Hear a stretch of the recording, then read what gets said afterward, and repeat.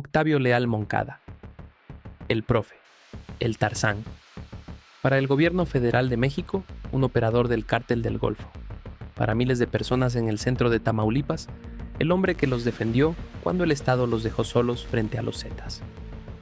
El mismo nombre. Dos historias que no podrían ser más opuestas.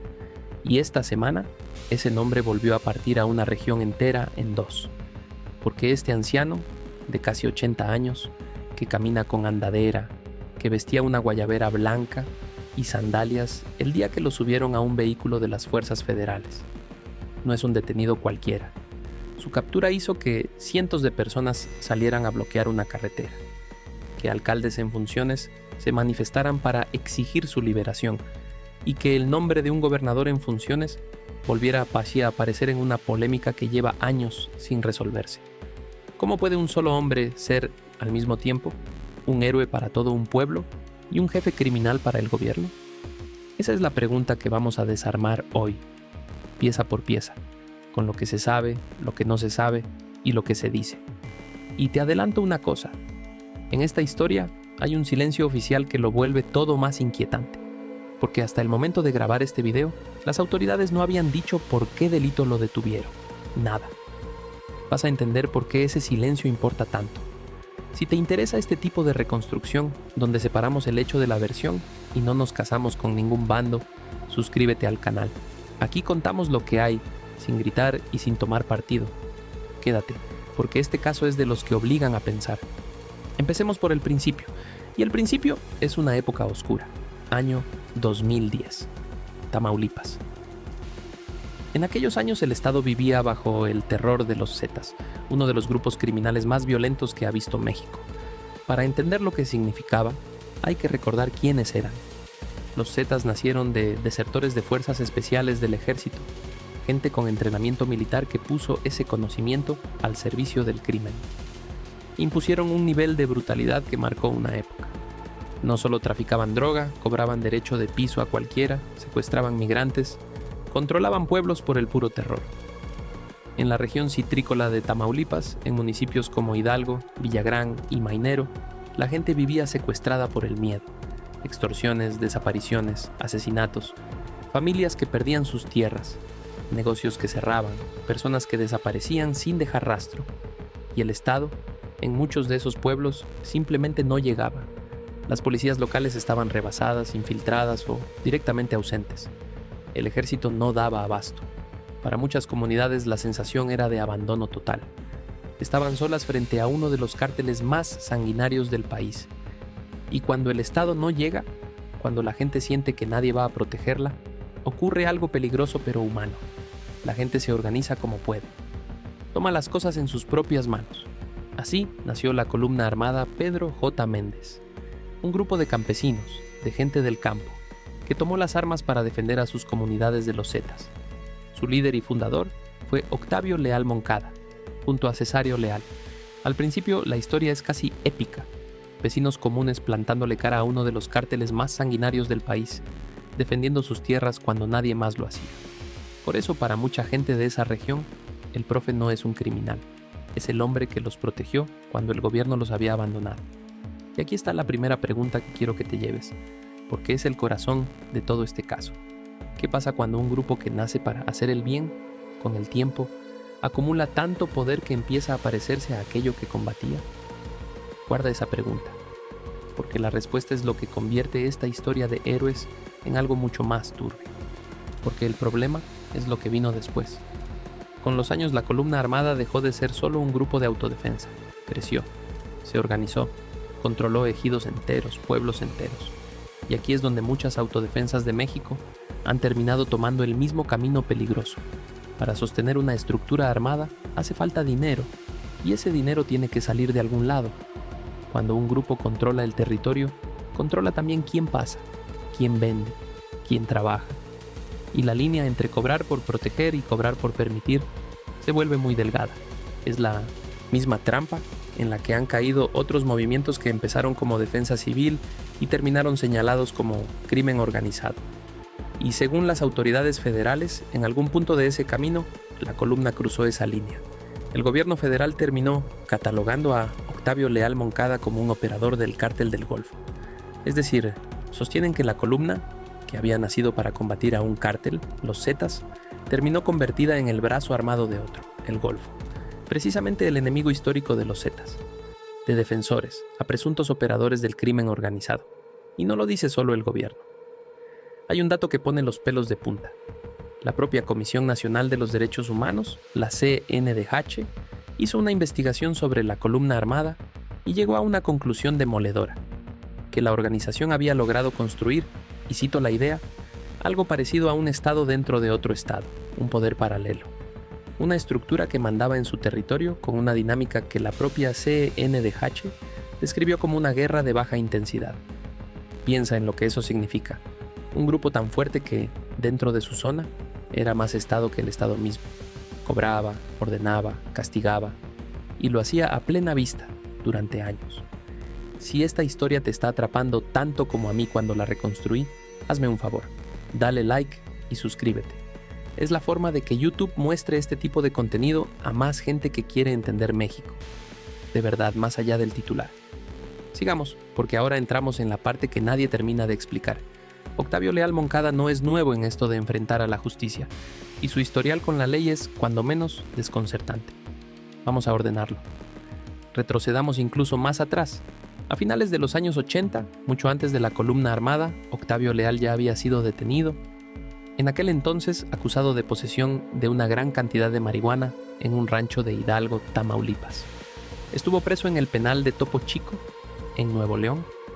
O sea, su relación con el mundo del narcotráfico, según los registros públicos, no empezó ayer. Viene de hace casi 40 años. Demos un salto en el tiempo, año 2022.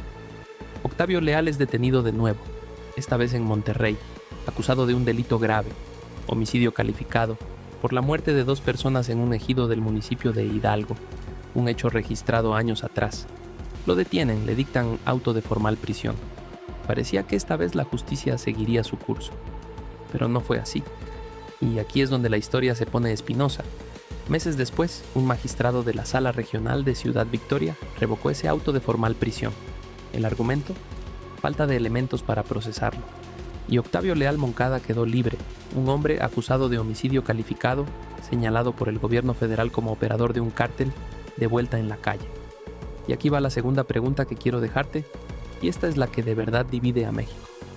Cuando alguien con semejante historial sale libre por una decisión judicial, ¿qué debemos pensar? ¿Que la justicia funcionó, que revisó el caso y no había pruebas suficientes, como debe ser en cualquier estado de derecho? ¿O que algo más operó por debajo? Porque hay quienes sostienen una cosa y hay quienes sostienen la otra. Y las dos versiones merecen ser escuchadas antes de juzgar. Guarda esa pregunta porque en un momento vamos a ver quién dijo qué. Pero antes, si estás disfrutando esta reconstrucción, este es el mejor momento para suscribirte, porque lo que viene, la parte política y la del silencio oficial, es la más delicada y quiero contártela con calma y sin líos. Suscríbete y seguimos. Vamos al presente, al 28 de junio de 2026. Esa tarde, sobre la carretera nacional en el municipio de Santiago, Nuevo León, un operativo federal coordinado detuvo de nuevo a Octavio Leal Moncada. Su nombre apareció en el Registro Nacional de Detenciones con un estatus escueto, en traslado. Y aquí está el detalle que lo vuelve todo tan extraño, el que te anticipé al principio. Las autoridades federales no informaron el delito, no dijeron por qué lo detenían, no especificaron el lugar exacto de la captura, ni la corporación responsable, ni a qué autoridad lo pusieron a disposición. Nada. Un hombre de casi 80 años, con un historial de décadas detenido en un operativo federal y un silencio casi total sobre los motivos. ¿Y por qué importa tanto ese silencio? Porque en un caso tan sensible, tan político, tan vigilado, el vacío de información deja espacio para todo, para quienes celebran la captura y para quienes gritan injusticia.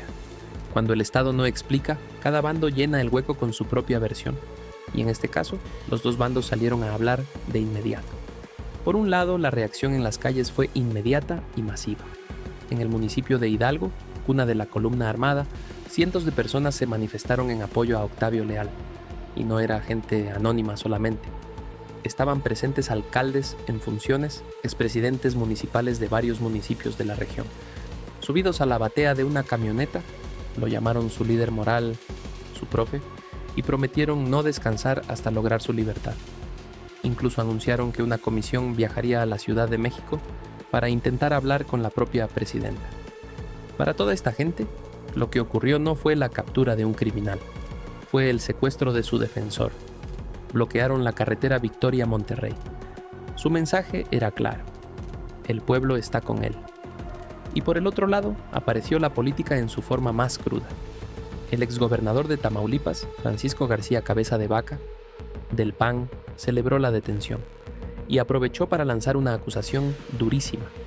Afirmó, en sus propias redes, que fue durante su gobierno cuando se logró la primera detención de Octavio Leal y que al llegar el actual gobernador, Américo Villarreal, de Morena, lo habían liberado, pese a que existían órdenes de aprehensión federales. Pero aquí conviene escuchar también la otra voz, porque el propio Octavio Leal ya había dado su versión años atrás. Cuando salió libre en 2022, no se quedó callado. Declaró públicamente que su detención había obedecido, según sus palabras, a su participación en la campaña electoral a favor de Américo Villarreal. Es decir, mientras Cabeza de Vaca sostiene que Villarreal lo protegió y lo liberó, el propio Leal decía que lo habían encarcelado precisamente por apoyar a Villarreal. Dos relatos que se contradicen de raíz sobre el mismo hombre y el mismo gobernador. ¿Empiezas a ver por qué este caso es un campo minado? Cada bando cuenta la historia de la forma que más le conviene. Y nuestro trabajo aquí no es decidir quién miente, sino ponerte los hechos sobre la mesa para que tú saques tus propias conclusiones. Y esa es quizá la tercera pregunta, la más incómoda de todas. En un caso así, ¿es posible separar la justicia de la política? ¿O en México, cuando un personaje tiene tanto peso electoral con municipios enteros que lo apoyan, su destino judicial siempre va a estar mezclado con intereses de partido? Déjame tu opinión en los comentarios porque de verdad quiero leerte en este. Hay un detalle más que añade una capa casi surrealista a todo esto. La familia de Octavio Leal está conectada con la política y hasta con el mundo del espectáculo. Una de sus hijas fue diputada. Y por vínculos familiares, su nombre se ha cruzado incluso con figuras públicas conocidas. Es decir, no hablamos de un personaje marginal, escondido en la sierra. Hablamos de alguien profundamente entretejido con el poder político y social de toda una región. Por eso su caída sacude tanto. No cae solo un hombre, se mueve toda una red de relaciones construida durante 15 años. Entonces, ¿qué nos queda cuando ponemos todas las piezas sobre la mesa? Nos queda un hombre que empezó como defensor de su pueblo contra los Zetas y que el gobierno federal terminó señalando como operador del Cártel del Golfo. Nos queda una organización que la CNDH describió como un estado dentro del estado. Nos queda un historial judicial de entradas y salidas con una liberación en 2022 que unos ven como justicia y otros como impunidad. Nos queda una detención reciente rodeada de silencio oficial. Y nos quedan dos bandos políticos usando el mismo caso como arma el uno contra el otro. ¿Es Octavio Leal Moncada un criminal que se escudó durante años en la máscara de héroe popular? ¿O es un líder social genuino, ya anciano, atrapado en una guerra política que lo usa como pieza? La respuesta honesta, la única que este canal te puede dar sin mentirte, es que depende de qué pruebas presente la autoridad ahora. Si el Estado detuvo a este hombre, tiene la obligación de decir por qué, de mostrar el expediente, de sostenerlo ante un juez. Y nosotros como ciudadanos tenemos el derecho de exigir esa claridad, venga del partido que venga, porque al final la vara para medir a un Estado que de verdad pone orden es simple. No basta con detener entre aplausos de unos y silencios de otros. Hay que detener, explicar y demostrar. Las tres cosas. Esa es la medida con la que conviene seguir este caso en las próximas semanas. No con la versión de un bando ni con la del otro, sino con los hechos que se puedan probar. Quiero saber qué piensas tú. Con todo lo que vimos hoy, lo que se sabe y lo que se calla, ¿tú de qué lado quedas? ¿Crees que cayó un criminal disfrazado de héroe? ¿O que hay algo más detrás de esta detención? En los comentarios se arman los mejores debates de este canal y este promete. Léeme ahí abajo. Si este video te ayudó a entender un caso que casi todos cuentan a medias o desde un solo bando, compártelo con alguien que necesite verlo completo. Y suscríbete, porque cada semana reconstruimos un expediente con este mismo cuidado. Los hechos por delante, las versiones en su sitio y la verdad como única bandera. Esto fue Expediente Operativo. Nos vemos en el próximo.